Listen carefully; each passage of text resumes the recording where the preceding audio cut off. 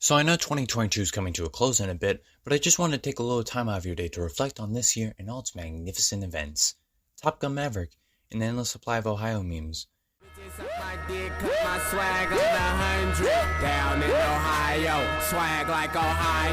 as well as those increasingly racist meme template ones with the years in them.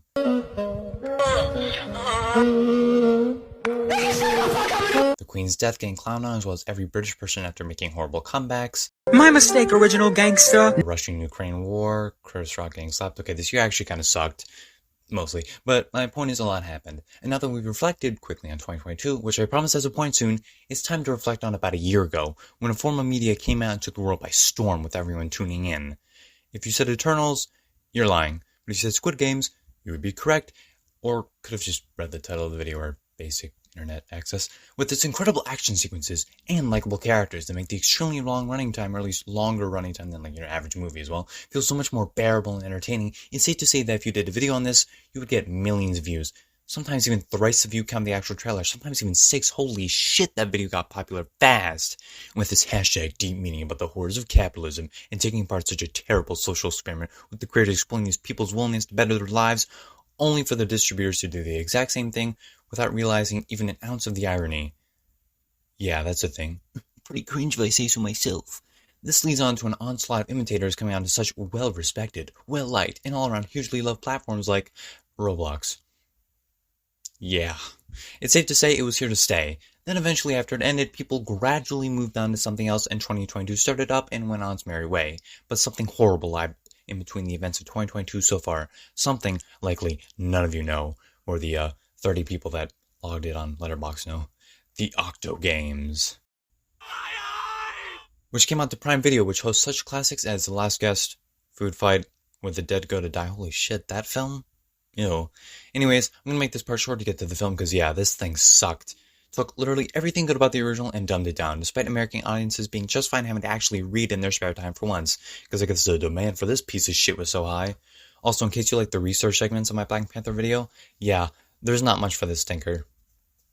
So let's get into it already. The film begins with the closest living relative to Abe's, judging by all that hair, drinking on some Fortnite juice like all good rich folks do, coming up with the plot of the Octogames. And that's about as much time as we spend on that, as the film spends as much time as a Mr. Beast video getting right into it, barely introducing the characters less than 2 minutes in. Seems like they took notes from him too. Progression and build-up? Never heard of such a thing. We see this woman give her phone away and stand up against with like a bunch of other people, which is way more than 8 contestants starting, so apparently the whole octopus part of the game's whole 8, octo thing that the writers came up with so that they don't get copyright claimed, is directly contradicted just in the first game alone. Nice. But don't get too attached to these characters, because half of them just straight up die in the next 9 or so minutes. Yep, and their cause of death is Z-grade gunshot VFX. Wonderful. Maybe even just like Z- or some shit. It's just horrible looking. Also, the masks on the guard look like someone attempted to make a fan art of Ghost from Call of Duty, and are just a blatant ripoff of the ones from Squid Game. The woman talks to some other people who are actually plot relevant, and the dude implies he barely watches and knows Jaxbro, the host of this event, yet knows that the prize will be huge because it's Jaxbro, so whether he watches him or not is a little confusing. What's up, guys? My name is Jax Pro, and welcome to Game 1 of the Octogames. Wow, I love rich people. Buy me another Tesla, Jack Sprite. Back of you. Never mind, fuck rich people. You should all burn in hell with your unreleased copies of Thanksgiving 2 and Lemmy Wings up your ass. Lemmy Wings, Lemmy Wings, Lemmy Wings. By the way, I only learned of the scene from Pointless Hub, so make of that what you will. Also, Jaxpro's wearing a hog mask that looks like it came from the dollar store. Jaxpro explains that there are 8 games and I have to complete all of them or be eliminated. Yada yada, you've already seen the Squid Games. One important thing is that this will all be recorded and put in Jaxpro's YouTube channel when it's all over, which is, based on what happens, would be kind of hilarious if after all the effort he went through, he just got demonetized. I mean, it's happened for less, so yeah. He also gives away the prize early, which is access to all his accounts, including his YouTube channel. And I gotta rant here for a second, just for a brief second or so. Whenever YouTube is mentioned in movies, they do the strange thing of not calling them subscribers, but followers. You'd think as one of the only big asks to not have it be called followers, people would remember. Unless this is like TikTok account or something, in which case it's basically useless as you can't get money from that, and you'd end up likely selling the account on eBay or something. I don't know what you're talking Are about. you username ladiesman217? Yeah?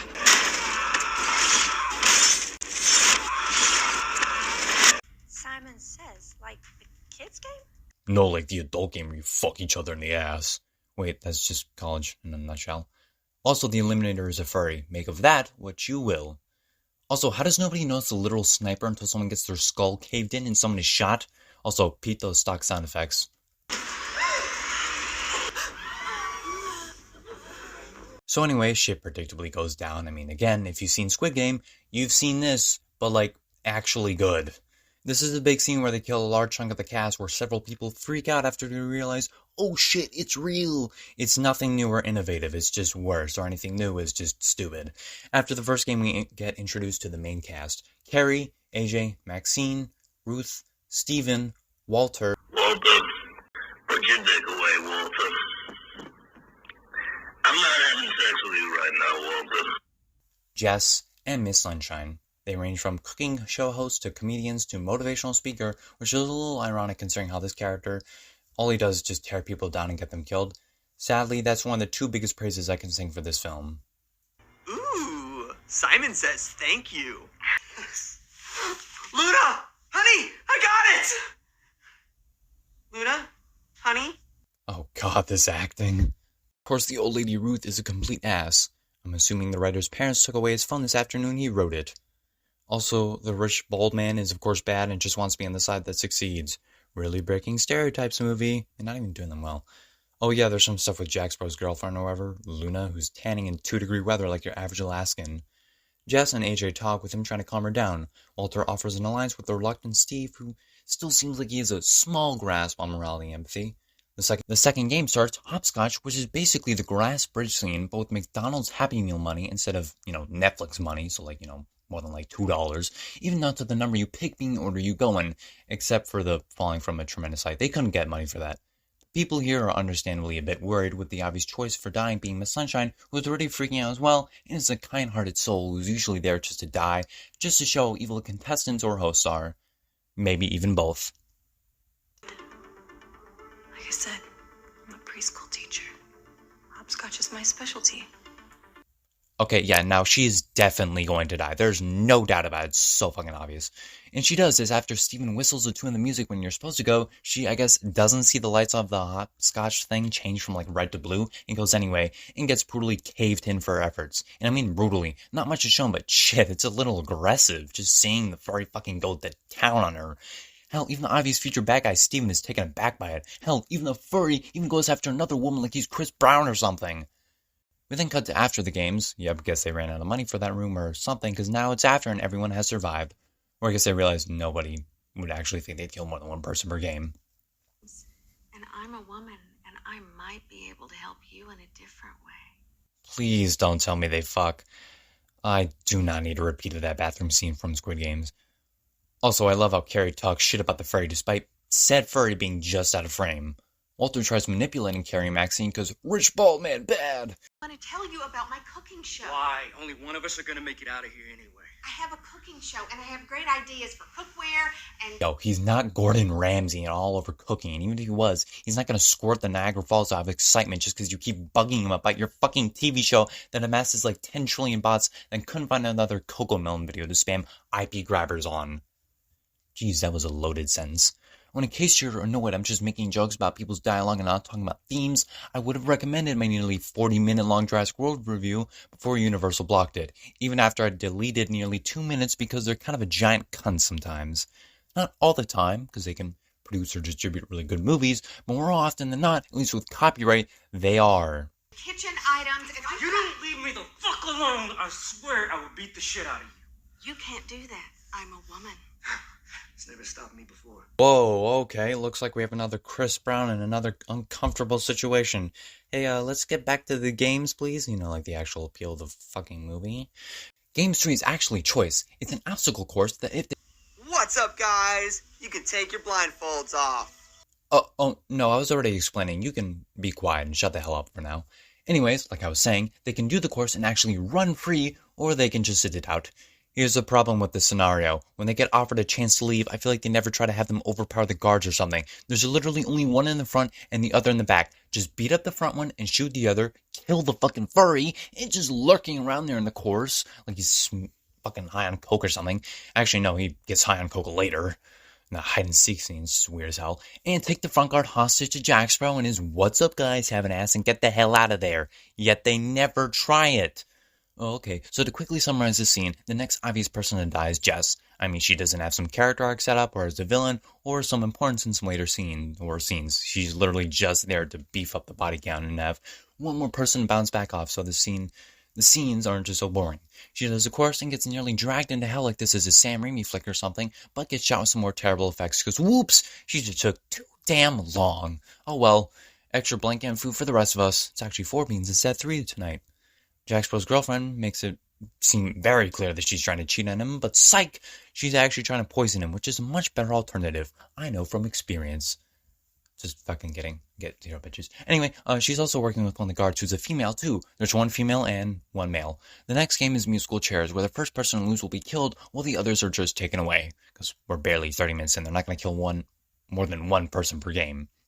After some more wacky shenanigans, AJ, Carrie, Maxine, and Walter all end up being eliminated, yet none killed. And by this point, Steven is just a full-on asshole. I mean, complete asshole. Barely any progression. I thought this was gonna be like Cube, where the super-duper badass cool guy will slowly morph into the asshole.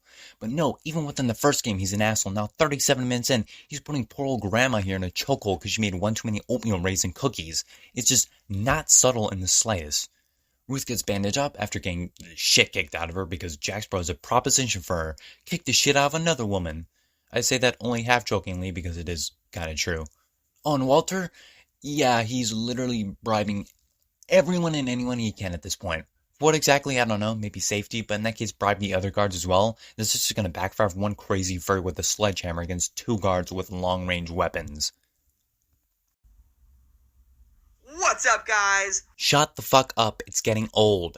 Anyway, this game is Game 5, Hide and Seek, which I want to explain because literally everyone knows the rules.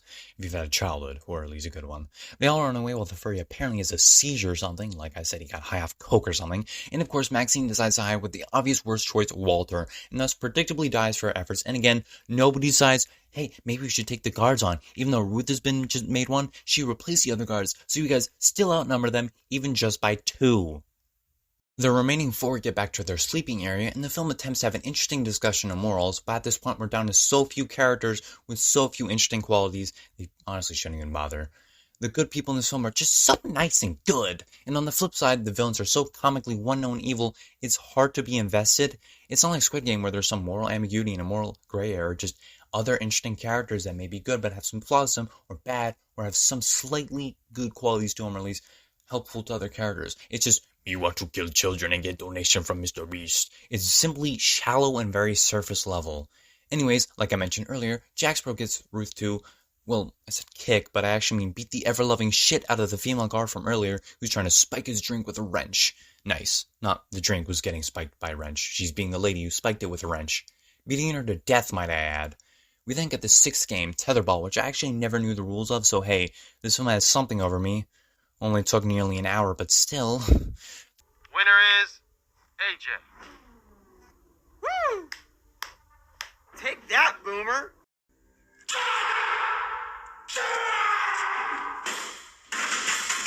Through some actual cleverness, Carrie intentionally loses so that she can fight the already wounded and bloodied Walter in the game of Tetherball, and predictably wins, and the furry gets revealed to be just your average Russian man, who then proceeds to violently murder Walter. So, I guess there goes his character. And we also get some more stupid shit with Jack Sparrow and Luna, who are ready to leave once the last 2 games are done. So even after having Ruth kill a guard because she was attempting to lace something with cyanide, he still trusts his girlfriend, who's obviously been acting shady to make his drink. Where's my G Fuel? Oh, my bad. His G Fuel. Fuck off movie. Well, to his credit, after her not wanting to drink it, he does start to put 2 and 2 together. Ruth then shoots her, but not before Jack Sparrow cranks out the killing blow, as the 2 decide they will leave, and... Oh, okay then. We then get the 7th game, Hangman, where you're only given 2 seconds to guess a word. They each go a couple times, and Steven gets really messed up, but on his 3rd or however many tries, despite his 2 seconds being up, the furry lets Steven have extra time to go, because I guess he's the obvious bad guy for the climax to defeat. Oh, and I guess the furry likes Steven, because he too is crazy! He wins the first round of Hangman, and as the second one starts as well as continues, it's obvious AJ will not make it.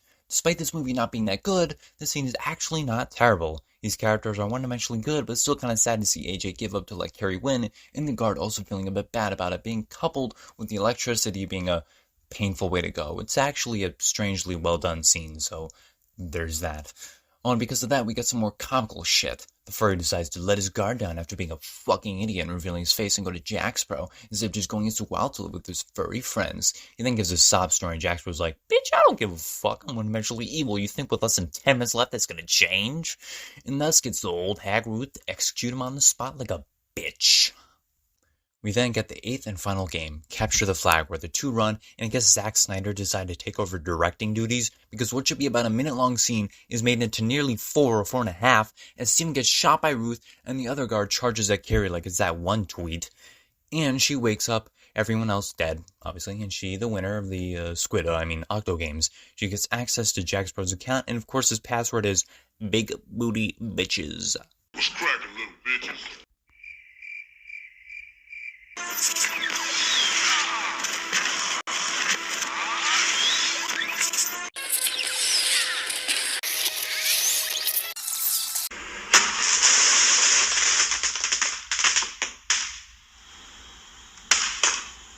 Oh, fuck it, the movie's almost over and I want to be done with it. So while it's fun and funny bad, I still prefer fun and funny good. Like most people. The other guard comes down and leaves, but not before revealing he's actually a completely normal guy. He sure does vaguely resemble someone popular, though. Who it is, I don't actually really know. Just have a weird feeling. And that was the Octogames. Shit. What else should I even have to say? It's bad. It's like one day someone woke up and decided, hey, what if I took everything smart and good about Squid Game and removed it, and had exactly one decent scene. Yeah, that's a great idea, or something like that. It's a dumb fun movie, but there are still some stretches of slight boredom, as a concept like this really still hinges on interesting characters, so them being lame here still hurts. It also doesn't help how much of a carbon copy it is, down to the characters as well, and kind of their role, and traits, I guess. It's also really cheap looking and has a very predictable order of events. It's pretty easy to see who will die. In fact, I can name the order of deaths off the top of my head. I did this before, I actually, reread the script, but even just, whatever, off the top of my head. Miss Sunshine, Jess, Maxine, Walter, AJ, and Steven. Because, yeah, Ruth survives along with Carrie. She goes off with Jax Bro.